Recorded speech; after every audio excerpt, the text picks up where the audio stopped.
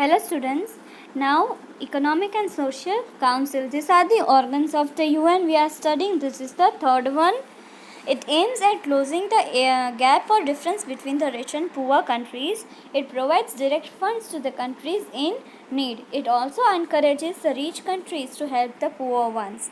It aims to improve health conditions and education and also control populations of various countries. So now this ये council का main M क्या है कि जो rich और poor country के बीच में जो गैप होता है, मतलब कि कई कंट्रीज़ रिच होते हैं, कई कंट्रीज़ पुअर होते हैं, तो जो पुअर कंट्रीज़ हैं उनकी हेल्प करते हैं रिच कंट्रीज़. तो कैसे हेल्प करते हैं? हेल्थ कंडीशंस इम्प्रूव करने में, एजुकेशन इम्प्रूव करने में और पॉपुलेशन कंट्रोल करने में. Now Trusteeship Council. The Trusteeship Council is not functional anymore. It was formed to look after 11 regions which were not independent. तो जो Trusteeship Council है वो अभी काम नहीं करती है, क्योंकि ये इसीलिए फॉर्म हुई थी जो 11 रीजन्स है जो इंडिपेंडेंट नहीं थे उनके लिए उनकी देखरेख के लिए बनी हुई थी. Now the Secretariat. The Secretariat takes care of the day-to-day working of the UN and also look after the programs and policies of the UN bodies. तो जो Secretariat है उनका क्या काम है कि UN के डे-टू-डे वर्किंग में देखते हैं और प्रोग्राम्स और पॉलिसीज़ जो बनाती है UN उसको भी देख रेख करते हैं.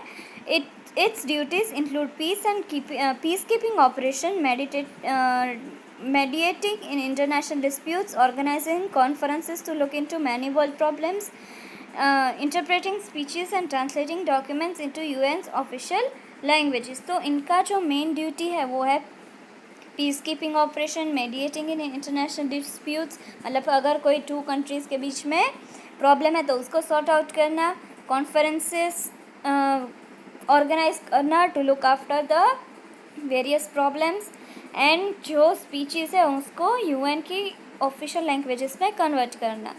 The secretary general is the head of the UN secretary. तो जो यूएन सेक्रेटरीट है उसका हेड कौन है? Secretarial general. He is appointed by the UN general assembly for 5 years.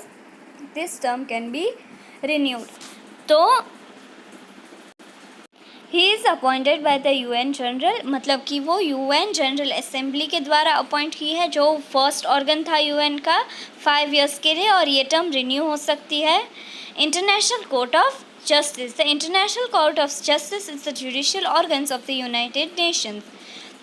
It is also called the world court. तो जैसे ही India में supreme courts है, डिस्ट्रिक्ट कोर्ट्स है, हाई कोर्ट है, वैसे ही इंटरनेशनल कोर्ट्स ऑफ जस्टिस है. इसको वर्ल्ड कोर्ट भी कहते हैं. It has 15 judges. Its headquarters are at The Hague in the Netherlands. It settles disputes that are brought to it by its member states and advises member countries. तो 15 judges है और इसके headquarters होग Netherlands में है, और वो ऐसे डिस्प्यूट सॉर्ट आउट करता है जो मेंबर स्टेट्स जो है उनके पास लाए होते हैं और एडवाइस देते हैं अगर कोई कंट्री यानी या तो मेंबर मांगते हैं तो.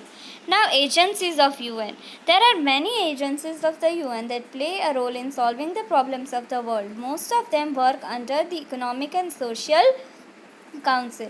तो जैसे ही ऑर्गन्स है और ऑर्गन्स के अंडर एजेंसीज़ होती है, तो जो एजेंसीज़ है वो mainly economic and social council के अंडर आती है, मतलब कि अलग अलग वर्क करते हैं ये सारे agencies for the improvement of the lifestyle.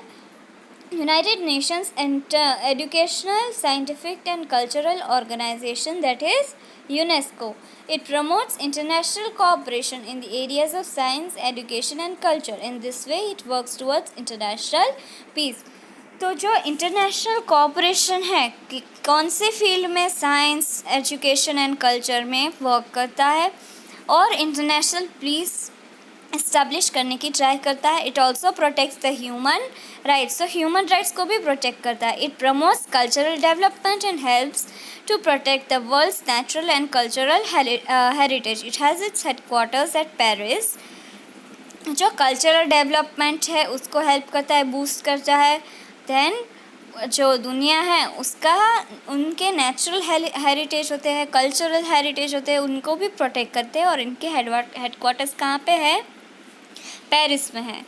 I hope that you have understood till here. Thank you.